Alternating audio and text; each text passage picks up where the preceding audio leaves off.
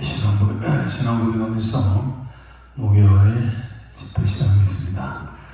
전능하사 천지를 만드신 하나님 아버지를 내가 믿사오며 그 외아들 우리 주 예수 그리스도를 믿사오니 이는 성령으로 잉태하사 동정녀 마리아에게 나시고 본디오 빌라도에게 고난을 받으사 십자가에 못 박혀 죽으시고 장사한 지 사흘 만에 죽은 자 가운데서 다시 살아나시니 하늘에 오르사 전능하신 하나님 우편에 앉아 계시다가 저리로서 산자와 죽은 자를 심판하러 오시리라. 성령을 믿사오며 거룩한 공회와 성도가 서로 교통하는 것과 죄를 사하여 주시는 것과 몸이 다시 사는 것과 영원히 사는 것을 믿사옵나이다. 아멘. 할렐루야. 올라오신 여러분들을 환영합니다. 하나님께서 우리를 기다리고 계시는 줄로 믿습니다. 사울이 왕이 되기 전에는 그가 아버지의 심부름을 갔었죠. 잃어버린 나귀를 찾으러 다니다가 결국은 이제 돌아가자 하다가 그 먼저 돌아가려 할 때에 그 종이 그 사무엘에게 한번 가보자라고 제안을 했는데 그래서 좋다 가자 이래가지고 사무엘이 갔더니만은 그것이 하나님의 인도였습니다. 사무엘을 만나서 너희 아버지 나귀는 이미 찾았다. 걱정하지 말아라. 그렇게 해서 그 사무엘에게 사무엘은 왕으로 기름을 붓게 되죠. 우연인 것 같았지만은 그 양을 찾으러 간 그때부터 양을 하나님께서 감추고 그리고서 사울을 그리로 인도하시고 양은 돌려보내고 사울은 사무엘 앞으로 나가게 하는 것이 하나님의 계획과 뜻이었습니다. 그것처럼 오늘 우리가 하나님을 사랑을 갈망해서 올라오실 수도 있고 또 어떻게 하다가 올라오실 수도 있지만 결코 우연이 아니고 하나님의 인도하심이 있는 줄로 믿습니다. 저도 오늘 그 양산 통도사 가까운 데서 목사님들의 모임이 있어서 갔다가 붙들려 있다가 1시간 나눠고 오면 되겠다 싶었는데 그 양산 톨게이트 나와가지고 올라오니까 거의 뭐 20분 됐어요. 그러니까 2시 20분 정도 됐는데 하나님께서 기다리는 사람이 있다면 저를 순적히 무사히 제 시간 안에 도착하게 해주실 줄로 믿습니다 하고 좀 의거지죠. 사실은 제가 또 좀 더 일찍 출발하고 준비하고 있어야 되는데 아무튼 너무 급해서 그렇게 기도하고 왔는데 딱 그러니까 2분 전에 도착을 했습니다. 하나님이 우리 가운데 함께 하실 줄로 믿습니다. 찬양하며 기도하고 말씀 보고 또 기도하고 그렇게 해서 하나님을 만나가는 시간이 되시길 바랍니다. 어느 날 다가온 주님의 이름 부를 수가 없었습니다. 고백하며 사랑을 고백하며 찬양합니다.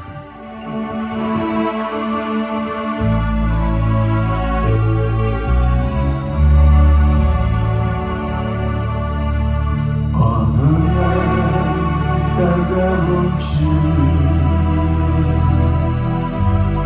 이름을 부를 수 없었어요. 더은 사랑은 없겠지만 부를 수 없었어요.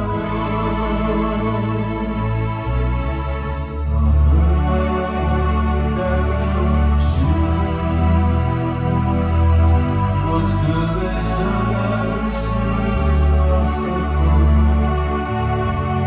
따뜻한 사랑은 없겠지만 알아보지 못했어요. 비우지 못해 참은 것은 주님의 사랑은 부서지고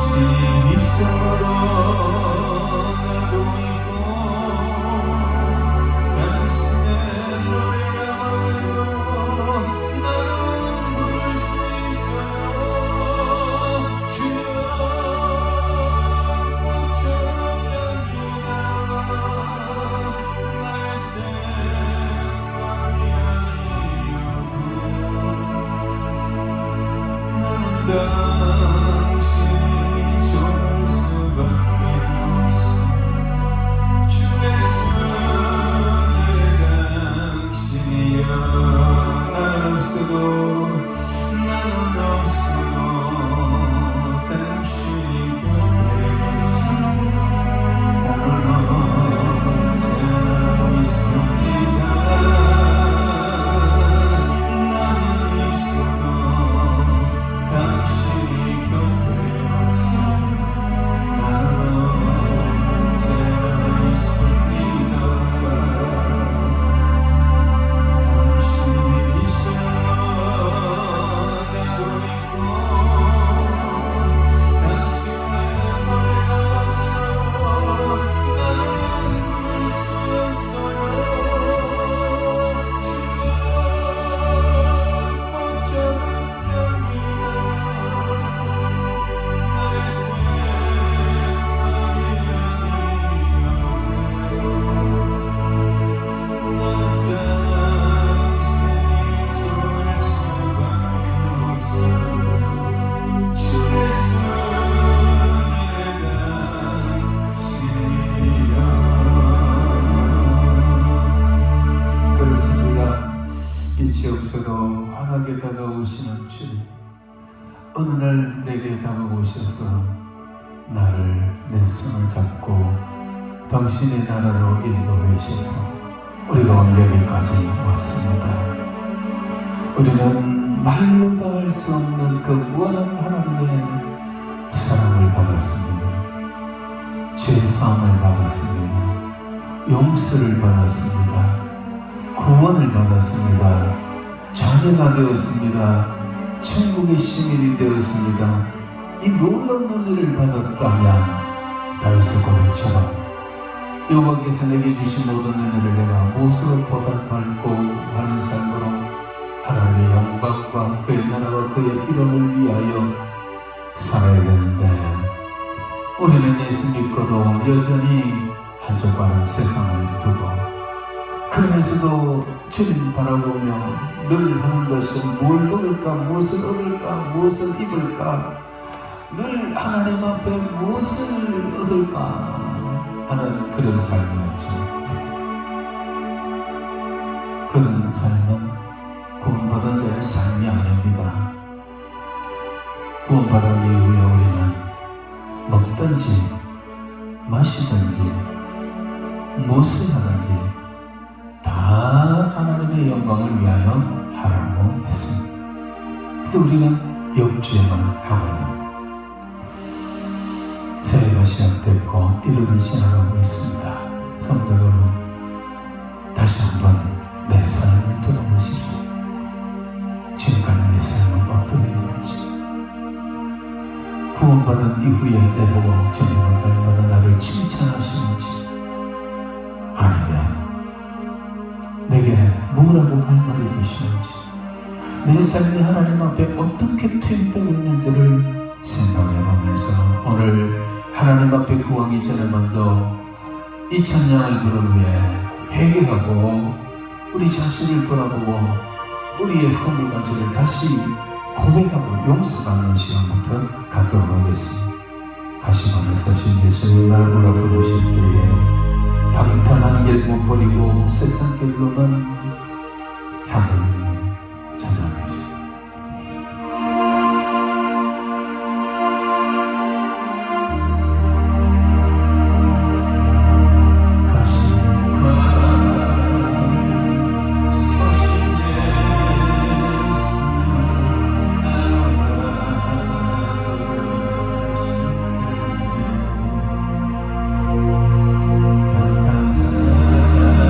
길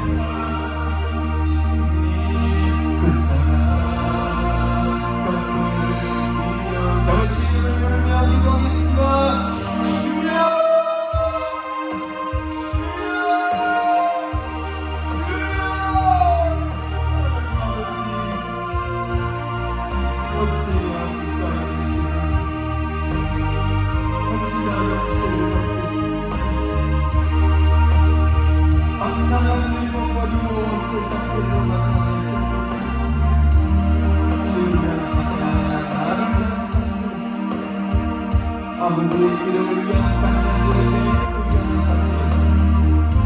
아버지의 영광이 아니라 그 영광을 위한 삶이었습니다.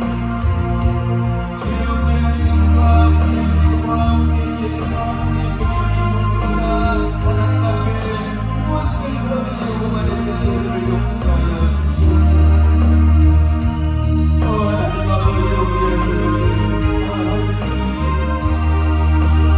하나님의 나라와 영광을 하셨고 아버지의 영광을 위하여 산다고 하셨으나 오늘 그 위하지 못할 연습을 고백하고 주여 우리의 자리에 사랑하여 주시옵소서. 아내가 중간되고 이들은 지나가고 있지만 내년의 삶은 변하지 못하였고 내년의 삶은 내시는 자녀과 같이 아무나 위한 것이 없습니다. 하나님 아버지는 날씬하신 하나님이신데도 불구하고 하나님 우리의 삶은 그렇지 않습니다. 이제 왕성한 일과 공평한 일을 함께 하나님 앞에 믿음을 말씀하는 주장을 소망하는 데 가시는데 앞에는 하나님 앞에는 역사를 내셔야 내 뜻을 이루어가는 주여 우리의 삶을 용서해 주시옵소서. 하나님의 말씀하옵소서. 하나님의 뜻대로 살겠나이다. 하나님의 뜻대로 살겠나이다. 내 모든 것을 내려놓고 내 모든 것 내려놓고 주님의 십자가를 지고 주님을 따르게 싸우니 용서해 주시고 사랑해 주시고 새롭게 하여 주시옵소서. 이제는 모든 주님을 다시금 나에게 하나님의 주님을 주님으로 원래 시간을 이끌어 주시니 목적이 이끌어내서 하나님의 목적대로 기대되고 따르면서 물건을 마치 주님 손에 익숙한 때가 되도록 역사하여 주시옵소서. 주여 나오소서. 주여 우리 수업 나오소서. 신실하신 하나님 아버지를 아버지를 부어주시옵소서. 아버지 이 시간을 마저 잡아주시고 하나님의 성령으로 하나님의 성령으로 역사해 주시고 역사해 주시고 깨닫게 주시옵소서. 깨닫게 주시옵소서.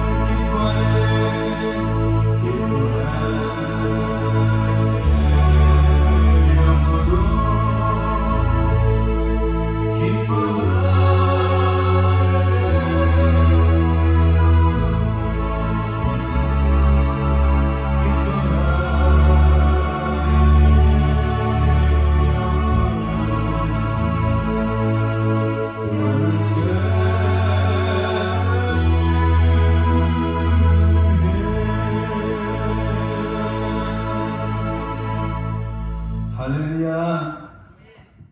하나님께서 우리의 모든 간구와 기도에 응답해 주실 줄로 믿습니다. 이제 하나님의 말씀을 보겠습니다. 예레미야 5장입니다. 예레미야 5장 30절 31절입니다.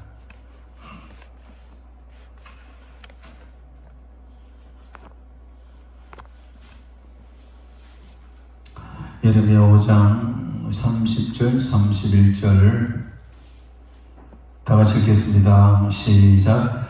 이 땅에 무섭고 놀라운 일이 있도다. 선지자들은 거짓을 예언하며 제사장들은 자기 권력으로 다스리며 내 백성은 그것을 좋게 여기니 마지막에는 너희가 어찌 하려느냐. 한 번 더 읽겠습니다. 시작. 이 땅에 무섭고 놀라운 일이 있도다. 선지자들은 거짓을 예언하며 제사장들은 자기 권력으로 다스리며 내 백성은 그것을 좋게 여기니 마지막에는 너희가 어찌하려느냐. 아멘. 이 땅에 무섭고 두려운 일이 있다라고 했습니다. 하나님이 예레미야를 통하여 하신 말씀입니다. 이 땅은 그 당시에 남쪽 유다를 가리킵니다. 다시 말해서 유다 패망 직전에 유다 사회, 유다의 교계 현상이 바로 이렇다라는 것입니다. 이러한 상황을 내려다보시는 하나님은 너희들 그 땅에 무섭고 놀라운 일이 있다. 그게 바로 세 가지였습니다. 첫째로는 선지자는 자기 말을 예언한다. 선지자가 하나님의 말씀을 예언해야 되는데 자기 말을 예언하는 거예요. 거짓을 예언하는 거예요. 제사장은 하나님의 중보자, 인간과 하나님 사이의 중보자 역할을 하고 하나님의 말씀을 가르치고 제사를 침례해야 될 사람인데 이게 권력으로 삼고 자기 권력으로 그 백성을 다스립니다. 근데 더 놀라운 것은, 더 무서운 것은 뭐냐면 그 백성들, 그 국민들의 모습이에요. 이 불의하고 잘못된 현상들, 잘못된 신앙을 좋아하고 따라가고 기뻐하고 그것을 믿고 가고 있다는 것입니다. 하나님은 그게 두렵고 무서운 일이라는 거예요. 근데 백성들은 그걸 몰라요. 그래서 하나님은 너희가 나중에 마지막에는 너희가 어찌하려느냐고 한탄하고 질문하고 있습니다. 오늘 이 모습이 지금 이 대한민국의 모습이 바로 이 모습이 아닌가. 한국 교회가 이와 같은 모습이 아닌가. 여러분, 이렇게 예레미야, 이사야, 에스겔 같은 선지자들이, 참된 선지자들이 목에 피를 토하면서 하나님의 말씀을 외치며 회개하고 돌아오라고 해도 이스라엘 백성들이 회개하지 않았습니다. 왜냐하면 앞에 있는 이 거짓 선지자들의 거짓 예언 때문입니다. 그 거짓 선지자들의 거짓 예언은 뒤에 나오는데 평안하다, 평안하다, 괜찮다, 괜찮다 하는 거였습니다. 제사장들은 여전히 아무 일 없는 것처럼 성전에서 제사를 집례하고 그러면서 그 속에 온갖 부정이 돌아가고 있었습니다. 근데 백성들은 이사야, 예레미야 이와 같은 자들이 피눈물을 흘리면서 하나님께 회개하고 돌아와야 된다는 말은 귀에 듣기 싫고 저는 죽여라 하니까 죽이려고 했습니다. 그들이 듣기 좋아하는 것은 거짓 선지자들의 그 거짓된 예언, 괜찮다, 괜찮다, 평안하다, 평안하다, 하나님 우리 편이다 하는 그거였습니다. 결국 이 백성들이 그 말을 듣고 그 거짓 선지자들의 예언의 말을 듣고 회개를 하지 않았고 결국 유다는 주전 586년에 바벨론에게 완전히 망하고 말았습니다. 하나님이 그 이스라엘을, 자기 백성을 바벨론에다가 던져버린 거예요. 정말 이 땅에 무섭고 놀라운 일들이 지금 우리 한국 땅에도, 우리 한국 교계에도 지금 횡행하고 있습니다. 그래서 저는 이번에 다시 이 강단에 하나님께서 세워주신다면 올라가서 무슨 말씀을 전하려고 하실까, 그 부분을 두고 묵상하며 기도했습니다. 제가 한 23년 동안 토요일날 집회를 했었는데 코로나로 인하여 2년 동안 오후 3시 집회가 없어졌죠. 그러면서 언젠가 다시 이 집회가 살아날 것인데, 이때에 제가 하도 고참이니까 이 기도원에서는 제일 고참일 때 해가지고, 우리 원장님한테 전화해가지고 원장님 언제부터 합니까? 언제가 돌아갈까요? 나 좀 세워주세요. 이러면 세워주겠습니까? 그런데 제가 하나님 앞에 기도하면서 처음에 올 때도 제가 못하겠습니다. 최정진 그 당시 원장님이 두 번 오는 걸 거절하고 세 번째 제가 기도하고 설교라도 한번 해달라 그래갖고 올라와서 시작한 것이 23년을 지났는데, 이번에도 하나님 앞에 기도를 그려졌어요. 하나님, 제 꼭 닦물고 있겠습니다.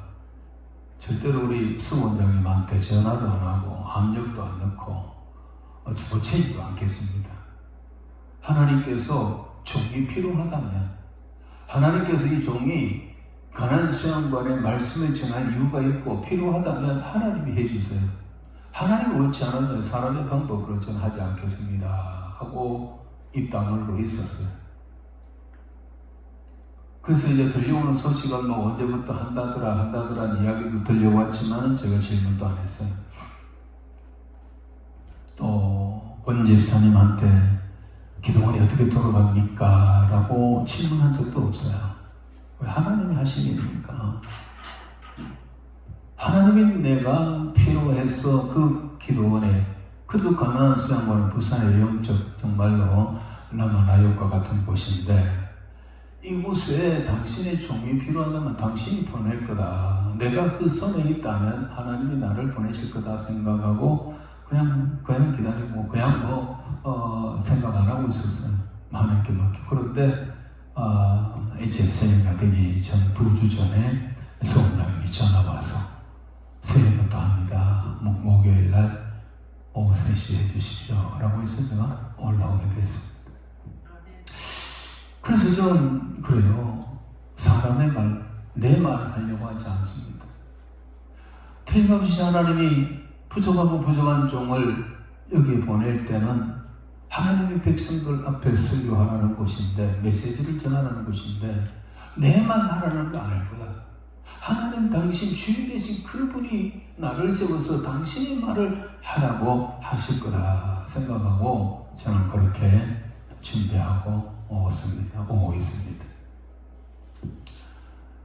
그래서 생각해 보니까 정말 무엇보다도 오늘 이제 대한민국 교회 성도들은 시급하게 해야 될 게 뭐냐면, 모든 건 내려놓고 올바른 신앙의 노선을 다시 잡아야 된다. 예수를 바로 알고 바로 믿고 바로 살아가는 그쪽에 다시 기준을 잡고 출발하지 않으면 우리는 말짱 도루묵이다. 말짱 것이다.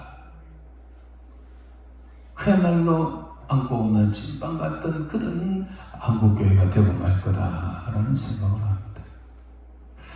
그래서 하나님께서 이번 기간에 종에게 전하는 말씀은 예수를 바로 믿는 거, 바로 믿어야 돼요. 바로 믿지 못하고요, 엉뚱하게 믿으면 그날에 많은 사람들이 내게 와서 주여 주여 어찌하여 나를 모르시나이까? 내가 주의 이름으로 선지자 노릇하고 주의 이름으로 귀신을 쫓아내고 주의 이름으로 능력을 행하였나이다. 내가 아무개 믿어요. 내가 왜 왼쪽에 서야 됩니까? 내가 왜 염소입니까? 뭐 잘못된 거 아닙니까? 그날에 주님이 재림의 날에 많은 사람들이라고 해서 한두 명이 아니고 이름만 대도 아는 사람이에요. 능력을 행했던 사람들이에요. 그런 사람들이 양과 염소를 구별하는데 너는 왼쪽이다, 너는 염소다라는 거예요. 천천병력 같은 소리를 듣고 이들이 황당해가지고 주님 앞에 아니 뭐 좀 잘못된 거 아닙니까? 한번 확인해 보세요. 내가 누군데 이런 이야기가 나온다라는 거예요. 그렇게 방문하고 있는 사람들에게 적어도 그 사람들은 능력을 행하고 선자로 됐으니까 목사 이상 아니겠습니까? 평신도가 아닌 것 같아요. 그런 사람들에게 주님의 재차 들려오는 말씀은 내가 너를 도무지 알지 못하노라. 불법을 행한 자들아 내게서 떠나가라. 도무지 모른대요. 우리 예수님이 그 사람의 이름을 몰라서 그런 게 아닙니다. 그 사람의 행적을 몰라서 모른다는 게 아닙니다. 다 보았습니다. 다 압니다. 그런데 너는 상관없다. 너는 내하고 상관없다 이 말입니다. 왜? 불법을 행하십니다. 불법이라는 게 뭐냐면 하나님의 뜻, 하나님의 말씀이 법이에요. 하나님의 그 말씀대로 하지 않고 네 마음대로 했다라는 거예요. 내 뜻대로 안 하고 내 말대로 안 하고 네 말대로 전하고 네가 거짓을 행했다라는 겁니다. 네가 선지자 노릇하면서 폼 잡았지. 네가 목사 노릇하면서 폼 잡았지. 귀신 쫓아내고 네가 기본만장했지. 그게 내 뜻대로 했냐라는 거예요. 그날에 그런 일이 있다고 누가 거기서 말하고 있는 거예요. 그렇기 때문에 우리가 예수를 잘못 믿으면 다 뻥이에요. 다 헛거예요. 뭐 이단들 이만이랑 뭐 저런 것들은 말할 것도 없고 교회 안에 들어와서 참신하게 예수 믿고 열심히 충성하고 예배드리고 기도 잘하고 헌금 많이 하는 그런 일반적인 성도 가운데 심지어는 목사들 가운데도 내가 너를 도무지 알지 못한다는 이런 심판의 날이 나오는 사람들이 있다는 거예요. 이게 내 말이 아니고 성경에 있는 말이에요. 그런데 예수님이 땅에 계시기 때문에 직접 하신 말씀이에요. 그리고 우리가 이런 마지막 날에 예수 믿어가지고 주님 앞에 서는데 이름 소리 듣고 바깥에 어두운데 어딥니까? 지옥으로 떨어지면 거기를 어떡합니까? 그래서 지금 한국교회 풍지박살이라고 있잖아요. 여기서 이제 알고가 축정을 이미 나누고 있습니다. 그래서 이 기도원에 그래 올라오신 여러분들은 그래도 살아있는 분들인데 여러분들만이라도 예수를 바로 알고 바로 믿고 바로 살아가는 데까지 가기를 주의 이름으로 축원합니다. 그리할 때 여러분들이 이 땅에서 신앙생활한 보람이 있는 거예요. 이스라엘 백성들은 남쪽 유다의 이 백성들은 이런 하나님의 한탄이 예레미야 선지자 입을 통해서 나왔는데도 불구하고 듣기 싫어했어요. 안 들었어요. 그리고 그 수많은 거짓 선지자들의 거짓된 예언 평안하다는 그 예언을 듣고 따라가다가 회개를 안 했습니다. 예레미야 이사는 다 회개해라, 통회해라, 자복하라는 거잖아요. 돌아오라는 거잖아요. 근데 이 가짜들은 그게 아니에요. 괜찮다고 하나님 한번 역사하면 된다고. 요새는 말로 도토리 100번 구는 것보다 수박 한 번 구부는 게 낫습니다. 하나님 역사하면 됩니다. 이런 때도 늘 이런 설교가 메시지가 한국 강단을 물들이고 있습니다. 그 유명한 목사님들의 설교가 그 기독교 방송 5개, 6개 채널에 넘쳐나고 있습니다. 과연 이렇게 돼서 될 건가? 하나님이 이 상황을 보고 뭘 하실까? 무조건 놀라운 일이 너희가 지금 무조건 놀라운 일을 행하고 있다. 너 나중에 마지막에는 어떻게 되려고 그러느냐라고 하고 있지 않겠느냐 말이에요. 그래서 제가 오늘부터 예수를 바로 믿는 그런 성도가 무엇이냐, 어떻게 해야 예수를 바로 믿느냐, 그 방면에 조명을 하면서 우리의 신앙을 새롭게 좀 성경적인 방법으로 조율을 해나가려고 합니다. 다시 한번 30절 보겠습니다. 30절 다 같이 읽습니다. 시작. 이 땅에 무섭고 놀라운 일이 있도다. 이 땅에, 이 당시 이 말은 남쪽 유다가 패망으로 기울어져 가고 있는 그 상황입니다. 그 시간, 그 예루살렘 성에 무섭고 놀라운 일이 있다라는 거예요. 무섭고 놀라운 일이 있다. 하나님 보시기에도 저것들이 나중에 어떻게 되려고 저렇게 가지? 그러면 심판밖에 없는데, 저러면 망할 수밖에 없는데, 나의 여호와가 너희에게 공의를 심판할 수밖에 없는데 너희가 어떻게 하느냐라는 거야. 참된 선지자 예레미야, 이사야를 보냈을 때 그들은 말 안 들었습니다. 그것이 첫째로 뭐냐, 우리가 알아야 됩니다. 이 땅에도 지금 대한민국에도 이 지금 대한민국에 무섭고 놀라운 일들이 지금 벌어지고 있습니다. 우리 상황에서 지금 벌어지고 있습니다. 어차피 지금 대한민국도 아니면 전 세계도 이제 마지막 때 다 됐잖아요. 주님의 심판의 때가 다 됐잖아요. 심판의 때가 다 오면 무섭고 놀라운 일이 생길 수밖에 없어요. 죄악이 관념 가득 찰 때 우리 주님이 오시니까 말이에요. 먼저 깨달으셔야 됩니다.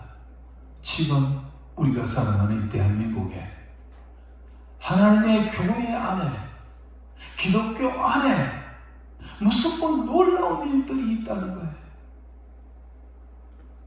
우리가 지금 이런 상황에 있고 이런 상황이 있을 수가 있고 지금 이미 있습니다. 그러므로 우리가 정신 차려야 합니다. 정말 예수 믿는 사람들은 하나님의 때를 분별할 줄 알아야 합니다. 예수님께서 당신의 때를 분별하려고 할 때에 무화과 나무 비유를 했었습니다. 무화과 나무를 보라. 그 나무 잎사귀가 풀으면 뭡니까? 봄이고, 세상이 오르면 봄이고, 그 잎사귀가 무성하고 열매가 맺으면 여름이고, 가을이 되면 이제 낙엽이 누렇게 낙엽이 될 거고, 겨울이 되면 앙상하게 다 떨어진다는. 지금 우리는 그것을 볼 줄 알아야 돼. 하나님의 때를 볼 줄 알아야 돼. 지금 어디까지 왔는지. 우리는 지금 하나님의 시간표는 그 하나님의 그 세월은 어디로 올라가느냐? 주님의 재림, 그 재림이 종말인데 그리를 향하여 지금 달려가고 있는데 어디까지 왔느냐? 지금 우리는 어디까지 있고 왜 이 세상에 이런 일이 벌어지느냐? 왜 이렇게 코로나가 전 세계에 만연한가? 왜 경제적으로 기분이 이렇게 올라가는가? 저희 교회도 교회를 건축하고 난 다음에 빛이 좀 있어요. 어제 그 빛을 좀 가려고 그 농협에 갔더니만은 이자가 어떻게 변했냐고 물어봤어요. 12월 14일까지는 4.5%의 이율이었는데 12월 14일 지난 12월 24일 이후로 7.5%로 올랐다는 거예요. 그래서 그동안에 한 110만 원 미만으로 이 이자를 지불했는데 이번 달부터 195만 원을 내야 된다. 이거 세상에 경제가 지금 완전히 꼰두박질 치고 있습니다.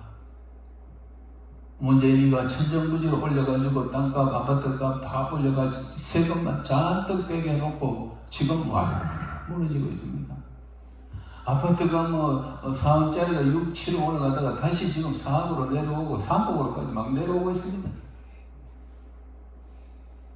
경제가 안 돌아가고 있는 거예요.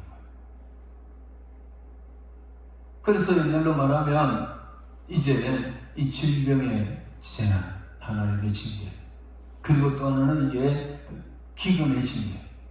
하나님은 것이 전쟁이에요, 전쟁. 칼. 이 두 개는 이미 전 세계를 휩쓸고 있고 우리나라만 이 경제가 이런 게 아니잖아요. 미국 경제가 안 좋으니까 금리를 계속 올리니까 우리도 안 올릴 수가 없어서 이래 돼버렸어요. 이제는 전 세계가 그렇습니다. 그리고 이제 전쟁, 이 전쟁이 지금 남아 남았어요. 이런 현상들을 보면 유사 말기 현상하고 거의 같아요. 그런데 기가 막히게 똥 맞는 거 똑같은 게 이 세상 현상보다 더 드러나는 게 있는 게 바로 오늘 본문의 말입니다. 교회 안에 있어지는 일들입니다. 교회 안에. 이 무섭고 놀라운 일들은 유다는 하나님의 택한 백성이고 유다 전체가 이 남쪽 유다 전체가 오늘 말하면 교회입니다. 다 교인들이에요. 그 안에 있는 일들이에요. 첫째로 뭡니까? 하나씩 보겠습니다. 31절에. 첫째로 뭐냐면 선지자들은 거짓을 예언하며 목사들은 거짓을 설교하며 이 말과 같습니다.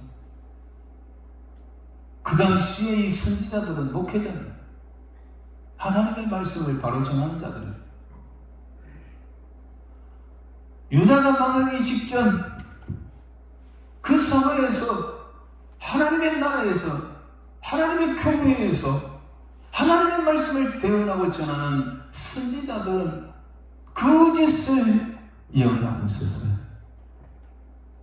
다시 말하면 죄송합니다마는 이 말을 오늘에 적용하면 목사들은 거짓을 설교하며 목사들은 거짓을 설교합니다.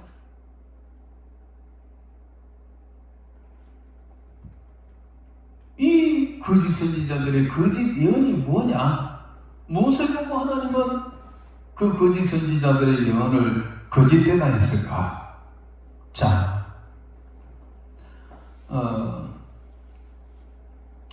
6장 13절부터 보겠습니다. 6장 13절. 자, 그 거짓 선지자들이 거짓을 예언하는 것, 선지자들이 거짓을 예언하는 그 내용이 바로 이겁니다. 이는 그들이 가장 작은 자로부터 큰 자까지 다 탐욕을 부리며 선지자로부터 제사장까지 다 거짓을 행하느라. 제사장과 선지자가 거짓을 행하니까 온 백성들이 다 거짓을 행하고 탐욕을 부린다. 탐욕을, 욕심을 부린다. 어떤 욕심을? 이걸 누가 이렇게 어떤 욕심, 백성들이 큰 자부터 작은까지 탐욕, 욕심을 불어넣느냐면 바로 이 거짓 선지자들. 그 다음 절 볼까요? 13절. 다 같이 시작. 그들이 내 백성의 상처를 가볍게 여기면서 말하기를 평강하다, 평강하다 하나 평강이 없도다. 당시 이 거짓 선지자들의 설교의 레퍼토리가 뭐냐? 평강하다, 평강하다는 거예요. 평강하다, 평강하다. 근데 평강이 없는 거예요, 지금. 평강이 없어요. 왜 평강이 없느냐? 이미 애굽이 쳐들어왔다 가고 아수르가 쳐들어왔다 가고 그리고 본격적으로 그 바벨론이 1차, 2차까지 침략이 이미 진행된 거예요. 여호야김부터 여호야김까지 1차, 2차까지 바벨론이 쳐들어와서 이스라엘을 박살냈어요. 궁궐에 있는 성전 안에 있는 금은 보화 다 갖고 갔어요. 다 뜯어갔어요. 방 안에는 전부 금이거든요. 금으로 다 뜯어갔습니다. 모든 기맥 다 갖고 갔습니다. 똑똑한 사람들은 다 붙들려갔어요. 사드락 메삭 아벤노고 그런 사람들이 다 1차 다 붙들려간 사람들이에요.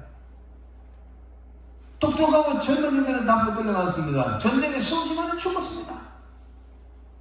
나라가 지금 이렇게 박살이 나고 쑥대밭이 되고 성전이 박살이 났는데 성전이 문을 닫아버렸는데 그런데 그런 상황에서도 이 거짓 선지자들, 이 선지자들의 거짓 예언은 다시 우리 13절 봅시다. 다 12절. 자, 다시 한번 보겠습니다.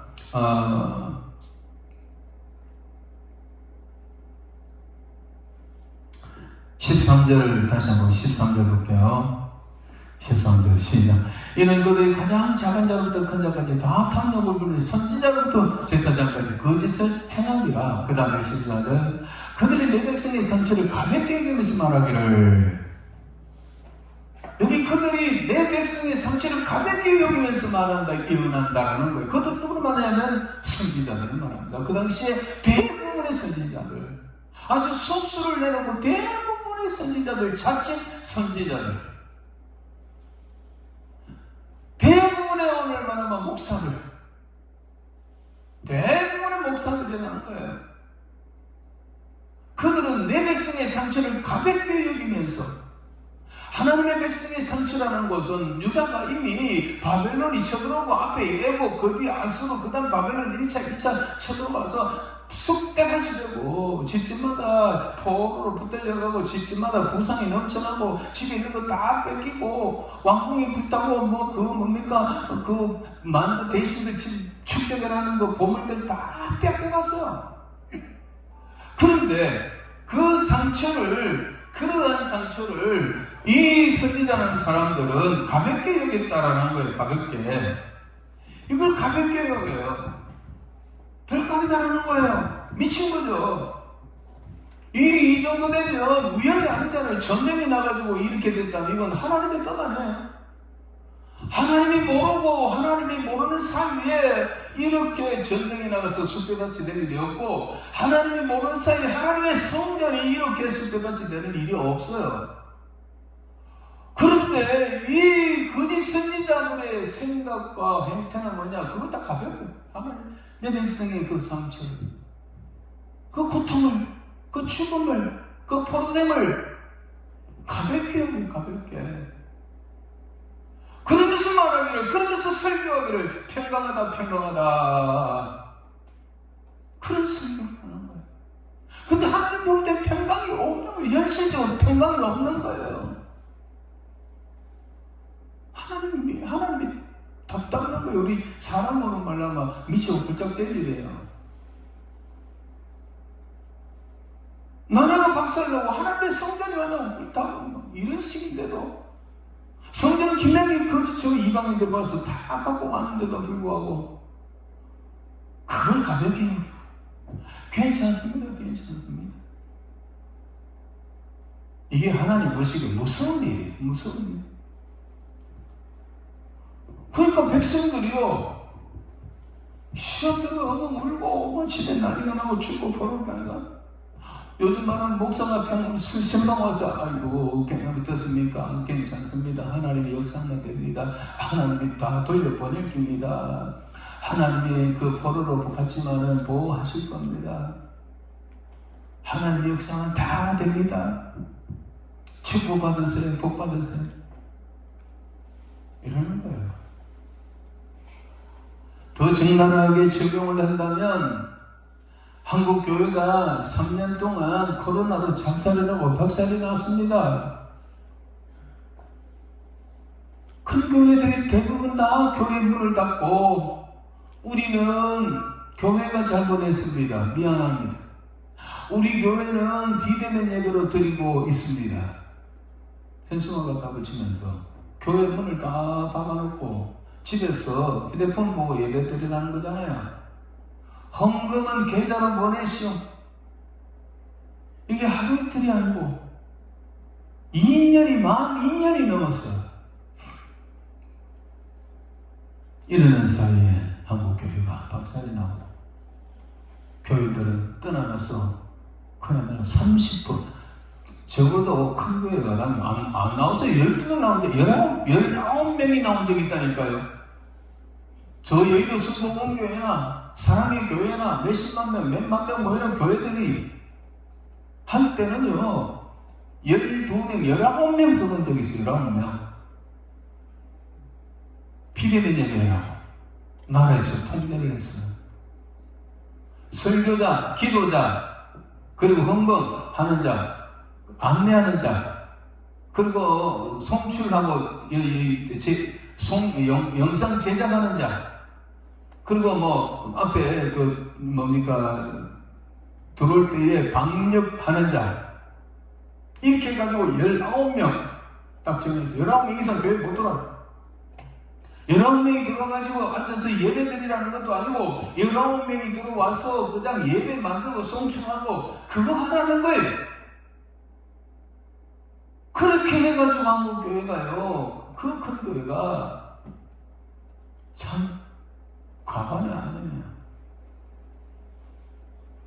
여러분 교회는 어떻게 했는지 모르지만은 그렇게 보내진 그 큰 교회는 3년, 만 3년이 다 됐어요. 지하 1층, 2층, 3층 이와 같은 주차장은요 그야말로 지하 동굴이 돼가고요 조금만 더 있으면 박쥐가 나올 것 같아요. 그 큰 교회는 텅텅 비어있고, 그래도 이게 뭐냐 아이가 왜 예배를 받게 하느냐, 왜 하나님 앞에 드리는 예배를 못 드리게 하느냐, 이해는 하지 않아요. 예, 우리가 시기대로 하겠습니다. 교회가 잘못했습니다. 미안합니다. 교회 머리가 누구라고요? 교회 머리 누구예요? 예수님이 교회 머리예요. 교회가 그 세상 사람들에게 우리가 잘못했습니다 하는 것은 예수님이 세상 사람들이 우리가 잘못했습니다, 내가 잘못했습니다, 내가 미안합니다, 이렇게 강제로 목사가, 당회가 예수님을 세상을 향하여 고개 숙이고 잘못했다고 그렇게 시기는 거예요. 그게 신학적으로 말하면 이만희처럼 우리 예수님은 무슨 교주입니까? 이만희가 초반에 막 터지거나 하니까 그 나중에 감당이 안 되니까 TV 생중한 게 한 대 나와가지고 큰 죄를 2번 했다 하니까 잘못했다고 미안해요. 우리 예수님이 그런 분이에요. 뭐 교회가 잘못한 것도 없잖아요. 그때만 하더라도 지하철을 뭐 검사하고 지하철에 적어도 손에 세치가 나면 그거 하나도 갖다 놓지 않았잖아요. 지하철 그대로 빵빵히 유지하고 백화점 그대로 하고요. 그런데 왜 교회가 그렇게 방역 철저하는데도 왜 교회가 하나님의 교회를 문을 닫고 교회 못 들어오게 하고 예배를 안 드리냐고. 이게 무슨 문화세입니까?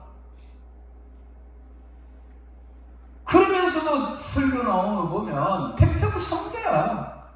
여전히 축복이에요. 여전히 축복.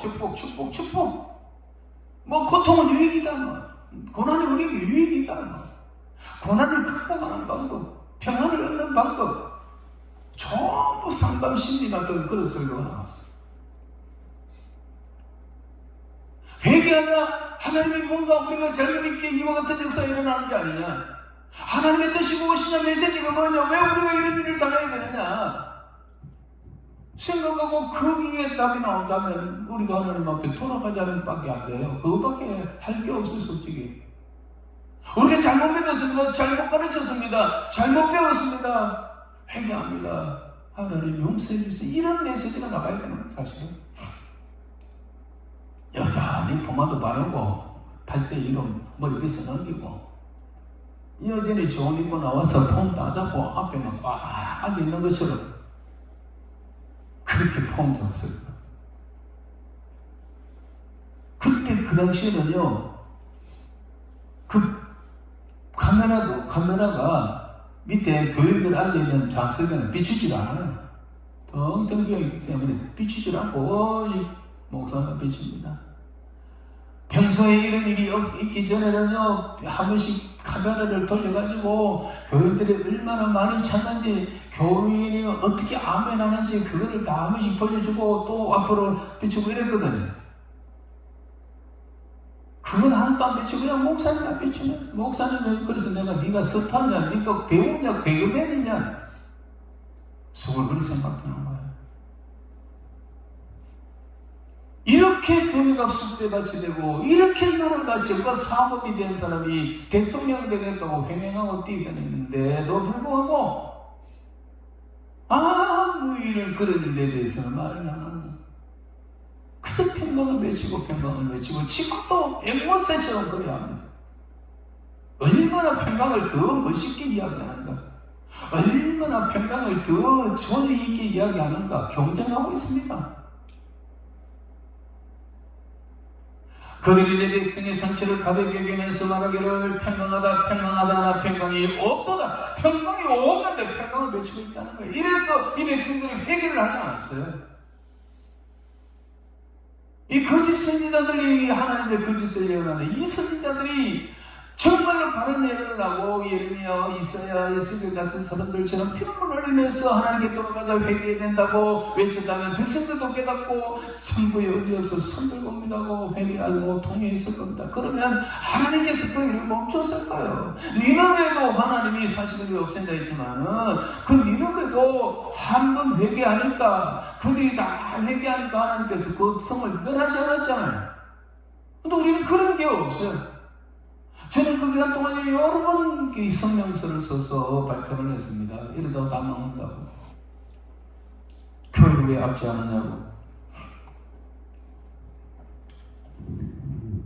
그래도 지금까지는 마찬가지예요. 그래서 나는 정말 관심 있게 지켜보는 게 있습니다.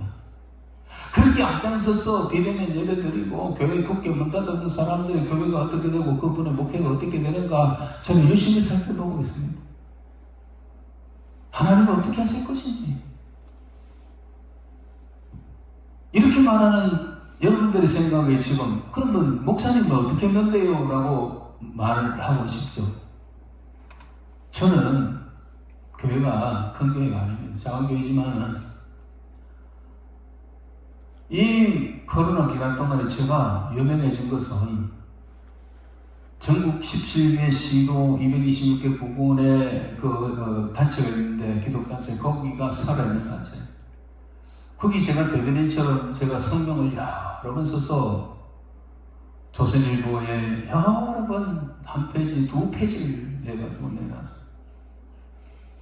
어쨌든 그러면서 거기 있는 대부분의 사람들과 저는 뭐냐면은 우리 교회에서 달라진 예배는 아무것도 없고 다만 점심시간을 30분 땡 2시 오후 예배 드렸는데 30분 땡겨가지고 나중에 이제 김밥으로 밥을 대신하고 식사 뭐 하는 것까지 우리가 양보하자. 그 김밥으로 하고 1시 반에 오후 예배를 30분 땡긴 거 외에는 하나도 바꾼 게 없습니다.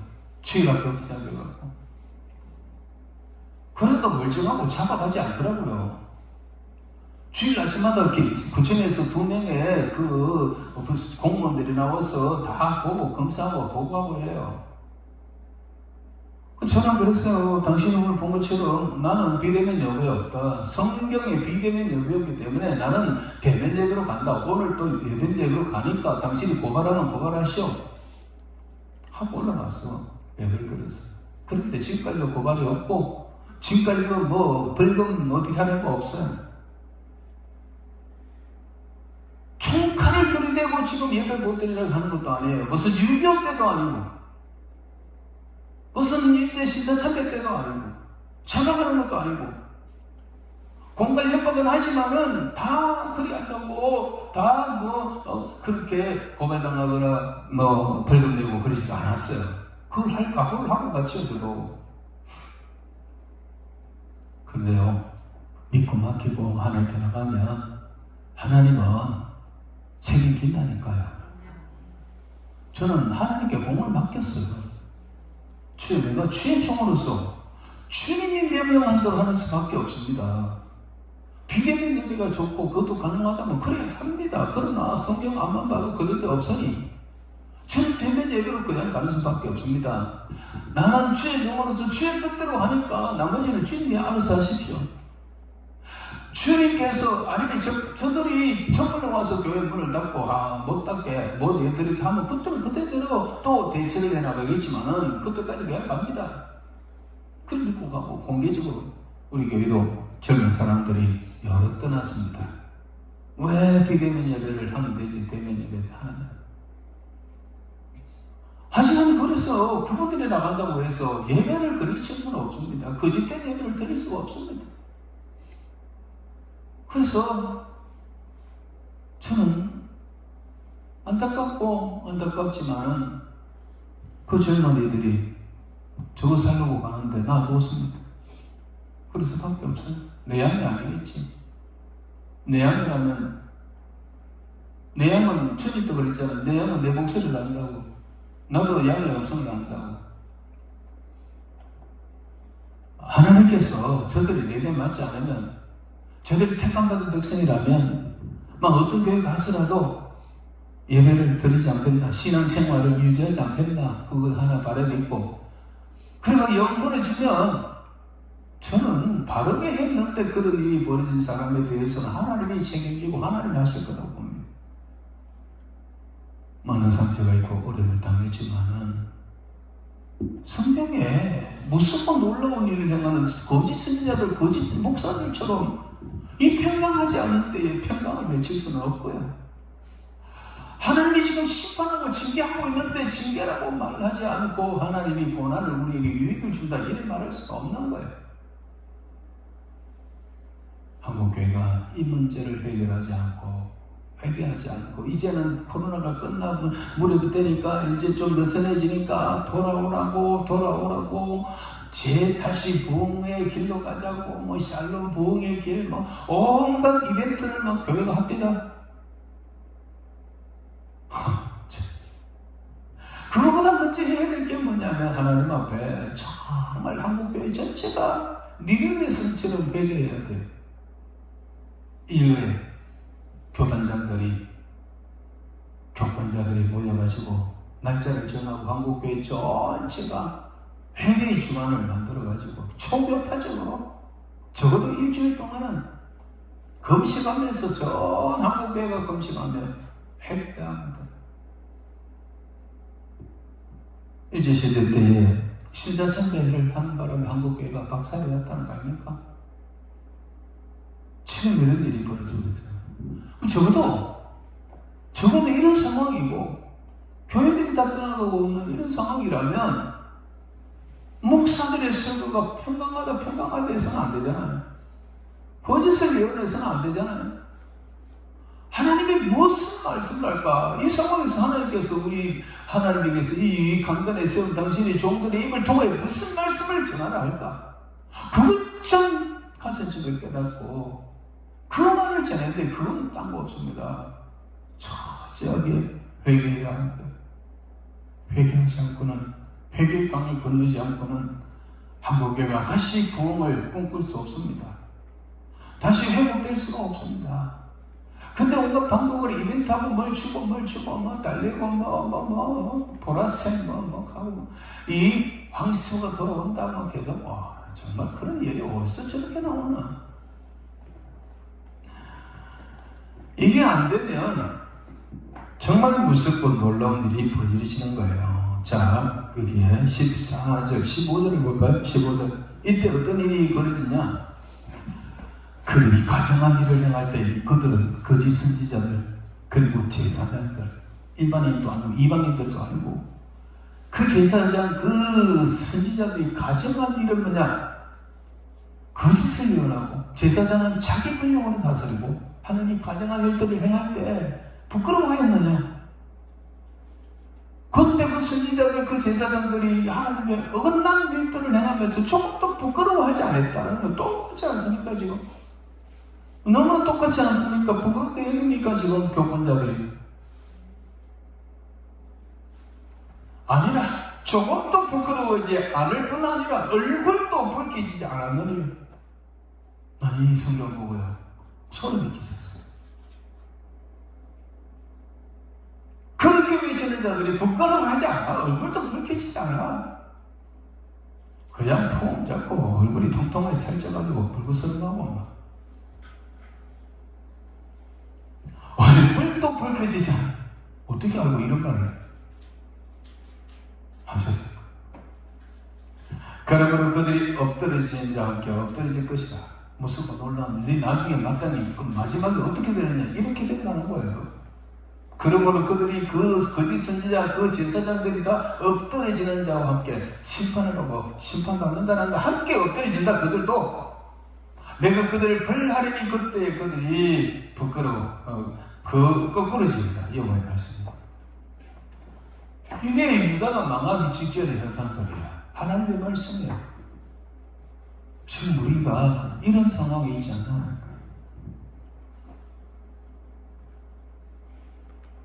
자, 여러분들이 기도해야 될 건 뭐냐면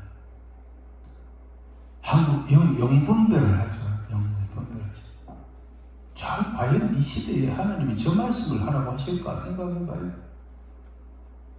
그리고 목회자들을 위해 한국 강단을 위해서 기도하셔야 돼요. 두 번째로 다시 5장 31절 볼까요? 선지자들은 거짓을 예언하며 지금 상황이 이대 벌어지고 제사장들은 자기 권력으로 다스린다.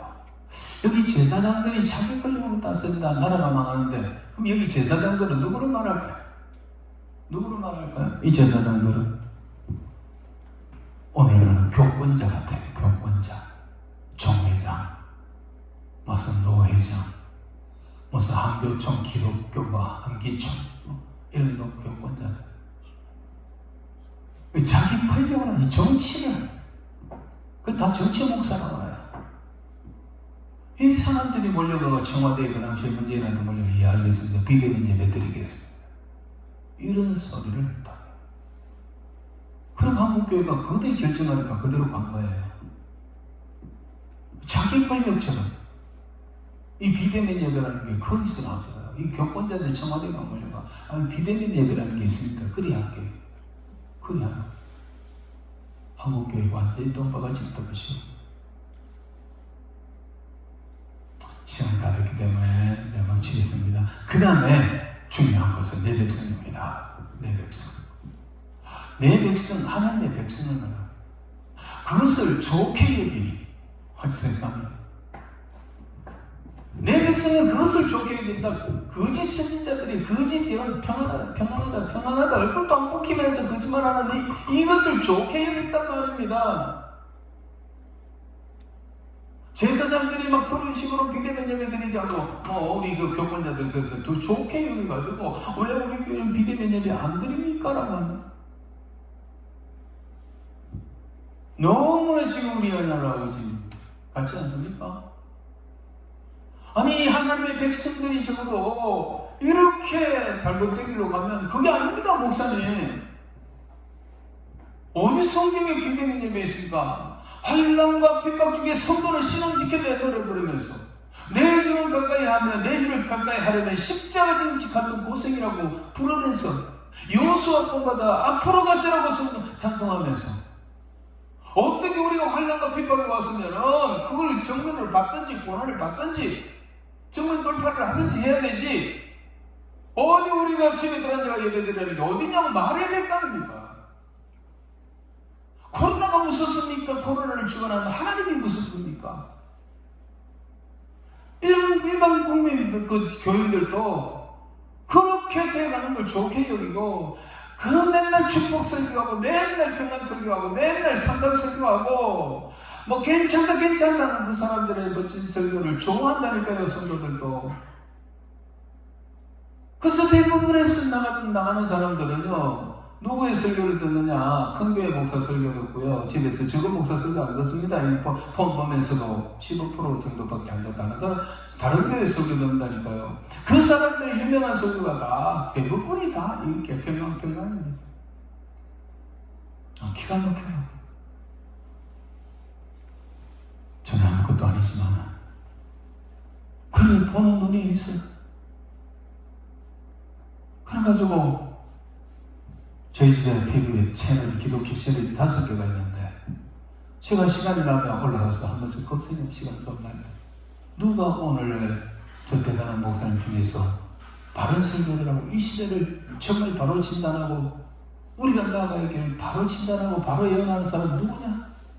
있나 없나 찾으면 아무도 없어요.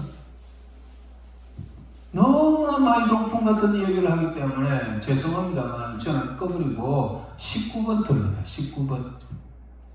19번 안 되면 69번 틉니다. 그 뭐 나오냐면 토로2 뭐 이런 거 나와. 국가가 부른다. 차라리 그런 노래가 더 평안을 줘요. 더 위로가 될 것 같아. 저것보다 거짓 행내는 그런 말을 하는 것보다 듣고 있는 것보다 짜증나. 차라리 세상 유행가는 세상 사람들이 위로하잖아. 상황이 그렇습니다. 여러분 정신 차리십시오. 왜 목사가 그런 설교를 하느냐? 그런 설교를 듣기를 원하기 때문입니다. 교인들이 다 이럴 때 교회 와서 평안 듣고 위로 설교 듣고 싶어 하기 때문입니다. 그저 축복하는 설교를 듣기를 원하고 축복받기를 원하기 때문에 목사들이 그래 할 수밖에 없는 수도 있습니다. 그냥 비겁한 거죠. 비겁한 거죠. 어차피 마지막 시대에 남는 자는 몇 명 안 돼요. 이제 어떻게 믿음을 보겠느냐 했으니까 떠나가는 사람들은 이런 때 이것 가지고 떠나가는 사람들은 이제 알곡이 아니에요. 이게 축제예요. 이거 양이 아니고 염소들일 거예요. 성도가 아니고 교인들이라고 생각합니다. 그 떠나가는 사람들 그거 연결해서 마음이 없는 소리를 해야 되고 마음이 없는 축복의 설교 위로 설교라고 붙들려고 하나님 기뻐하실까요? 모든 것은 성경대로 돼갑니다. 코로나다, 뭐 경제다, 뭐 전쟁이다, 이거 다 성경대로 지금 돼가고 있는 거고, 주님의 예언대로 돼가고 있는 거예요. 세상 거꾸로 돌아가는 게 아니에요. 거짓 세행하고 정말 사람이 대통령 되겠다고 하다가 안 되니까 떨어지니까 국회의원 되고, 지금 뭐 거대 야당이 총수가 돼갖고 온갖 10가지 넘는 혐의가 있어서 피의자가 돼가 불려다니도 온갖 160여 명 넘는 그 국회의원 사람들이 그 사람 지키려고, 이거 미친 나라 아닙니까? 이런 나라 세상에 어딨습니까? 불의와 불법과 온갖 그 거짓과 범죄와 술수와 사기를 행하고 온 가족이 다 범죄인인데, 이것들이 조국이부터 시작해가지고 문재인 뭐 그리고 이재명 이 인간들 3명 다 똑같은 현상이 뭡니까? 가족들이 다 범죄인이에요. 다. 그리고 다 가만히 있으면 너무 말이 그럽니까? 지가 대통령 되고 지가 뭐 하겠다. 근데 그거 좋아하는 개딸이다 문바다 한번 보세요. 세상에 이 나라 국민들이 어떻게 되어가는지 세상 정치도 그래요. 미친 나라예요. 교회도 마찬가지. 제정신이 아닙니다, 우리나라가. 내 백성은 그것을 좋아하니, 내 백성들이 하나님의 사람들이라는 거, 여기는 하나님의 사람들이 그런 걸 좋아한다니까요. 박수치고 그런 설교 좋아하고. 너희는 마지막에 너희가 어떻게 하라느냐 하나. 망했어요. 이후에 망했어요. 초대에 망했어요. 유다가. 지금 정신 안 차리는 한국교회가 뭐 이제 코로나 끝났으니까 부흥이 온다. 안 와요. 없어요. 웃기지만 하나요. 돌아오는 사람들 거의 쭉정이에요. 기복신앙 하다가 뭐 이게 무서우니까, 코로나 무섭고 하니까 도망갔다가 이제 코로나 괜찮은가 하면서 돌아와서 또 교회 가서 복이나 또 빌어볼까. 이거 다 가짜예요. 지금 나갔다 돌아오는 사람들은 거의 90%는 가짜라고. 앞으로 더 많은 사람들이 교회를 떠날 거예요. 이거는 진짜 환란이 오면 어떡할 거예요? 이게 뭐 사상무각이에요. 이번 한국교회를 보면 대한민국 나라도 지금 사상무각같이 온갖 간첩들이 다 들어가 간첩사건 지금 막 난리 나잖아요. 이 나라가 이꼬라지로 가요. 어떡하려니까 이 나라가. 교회가 이꼬라지 어떡하려니까.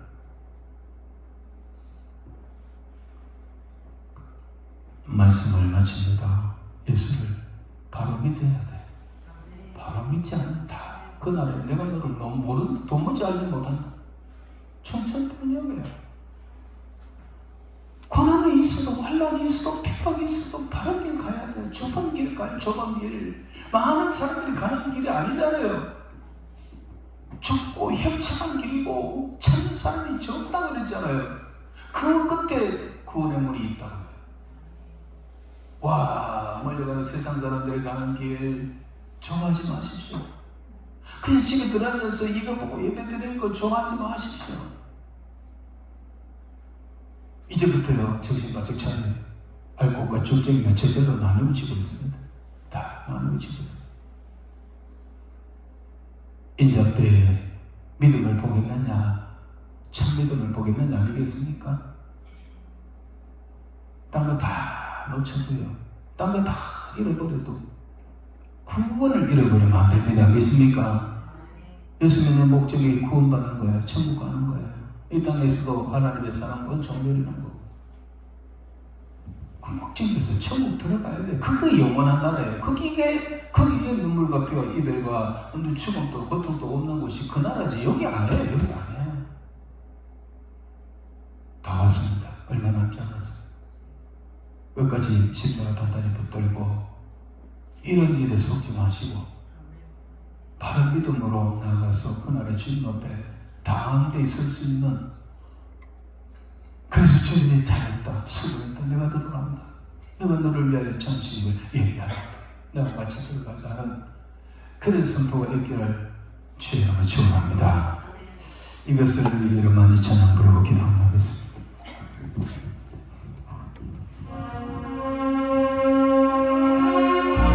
오늘 이 말씀을 주신 이유가 이것을 너희로 내 안에서 평안을 영원토록 누리게 하는, 하나님이 주시는 진짜 평안이 있거든요. 외치는 큰 평안을 그날의 그 평안을 기하여 오늘 부정한 병을 통하여 말씀하소서. 말씀을 생각하며 다같이 이 찬양 부르며 기도하겠습니다. 이것을 너희에게 이르는 너희로 내 안에서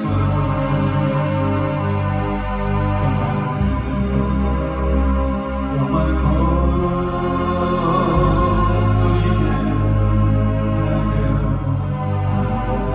이것을 우리에게 이것을 너희에게 이르는 너희로 내 안에서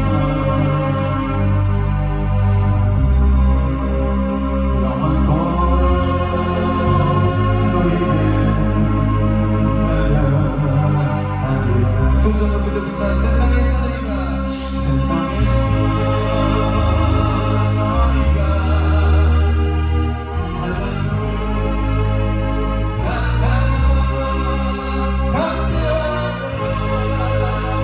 세상을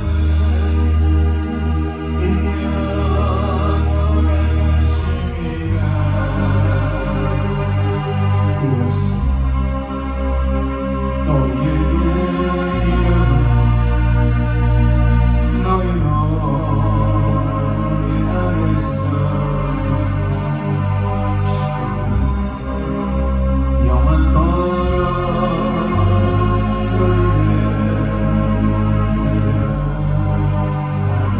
상정하면서 말씀을 생각하기도 합니다. 주여 하나님이여 우리의 문제를 사하여 주옵소서. 세상에 무슨 놀라운 일이 있도다 두려운 놀라운 일이 있도다. 선지자들은 거짓을 미행하고 제사장들은 자기의 권력으로 다스리며 내 백성들은 그것을 좋게 여기니 네 나중에는 어찌 하려느냐 네 나중에는 어찌 오늘 이와 같은 인상들이 우리나라의 한국교회 안에 행해가고 있습니다. 이와 같은 상황이 일어나면 우리 위에 물러나지 마시고 우리가 무엇이 진리이며 예수를 믿는다는 것이 무엇인가를 하나님을 바로 알고 바로 믿고 바로 살아가는 것이 성경을 바로 알고 바로 믿고 바로 살아가는 것이 우리 삶이 내 자신을 부인하고 십자가를 지고 주님 쫓아가는 삶이 되게 하여 주시옵소서. 주여 정신을 차리고 아닌 것은 아니라는 것이 바른 뜻은 바른 믿음을 하여 주시옵소서. 또한 주옵소서. 한국 강단을 불쌍히 여기소서. 한국 강단을 불쌍히 여기소서. 한국 강단을 불쌍히 여기소서. 그 목사님들이 하나님의 말씀을 자신의 말이 아니라 위인의 말이 아니라 어떤 책에 있는 말이 아니라 성경이 뭐라고 말하며 하나님이 뭐라고 말씀하신지를 그 말씀을 백성들에게 말씀드립니다. 그 말씀을 전하며 하옵소서. 하나님이 하시고자 하는 그 말씀을 전하시기 감사드립니다. 그리하여 내가 동의하는 것을 하나님의 용서를 받고 다시 죄가를 수 있도록 도와주시옵소서.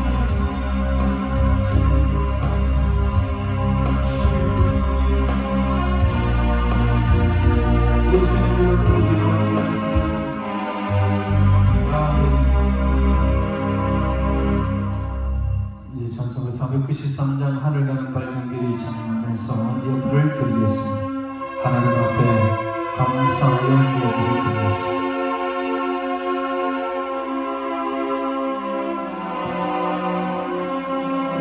하늘 가는 밝은 길 하늘 가는 밝은 길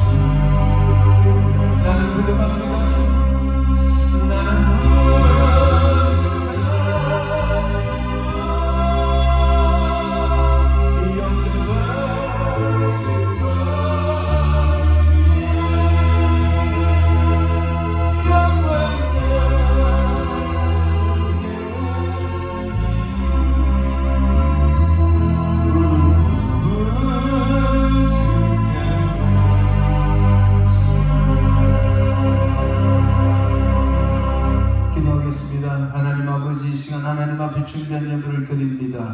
하나님이여 향기로운 예물로 받아주시옵기를 원합니다. 여기 기록된 이름들을 기억하여 주시고 아버지 하나님 여기에 사연을 주께서 읽어보시고 아버지 하나님이여 저들의 형편과 처지를 다 아시는 하나님께서 이 모든 문제를 해결해 주시고 저들의 소원을 들어주시고 무엇보다도 바른 믿음으로 바로 살아갈 수 있도록 하나님께서 은혜 베풀어 주시기를 간절히 빌고 원합니다.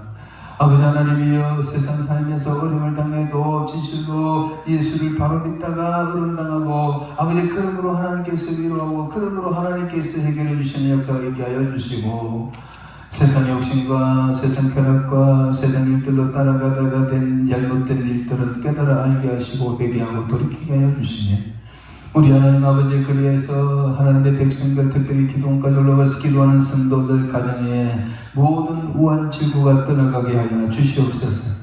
염려와 걱정을 주께 맡겼사오니 주께서 해결하여 주시옵소서. 건강도 주시고 믿음의 건강을 주시고 아버지 하나님이여 영혼이 잘되고 범사가 잘되는 아름다운 역사가 이 한 해 동안 펼쳐지게 하시되 우리가 그게 목적이 아니고 하나님의 영광 하나님의 나라 하나님의 일들을 우리가 행할 때에 그것을 더하여 주는 역사가 성경적인 역사가 올라오는 성도들에게 다 이루어지게 하여 주시옵소서. 이 기도원을 하나님께서 두 손 높이 들어 축복하시고 올라오는 성도들마다 이곳에서 하나님 만나게 하시고 문제가 해결되게 하시고 성령을 받는 나마나요과 같은 곳이 되게 하여 주시옵소서. 원장님이야 수많은 모든 직원들을 하나님께서 은혜 베푸시고 건강하게 하시고 하나님의 뜻을 생각하고 하나님의 뜻대로 이 기도원을 잘 운영할 수 있도록 은혜 베풀어 주시옵소서.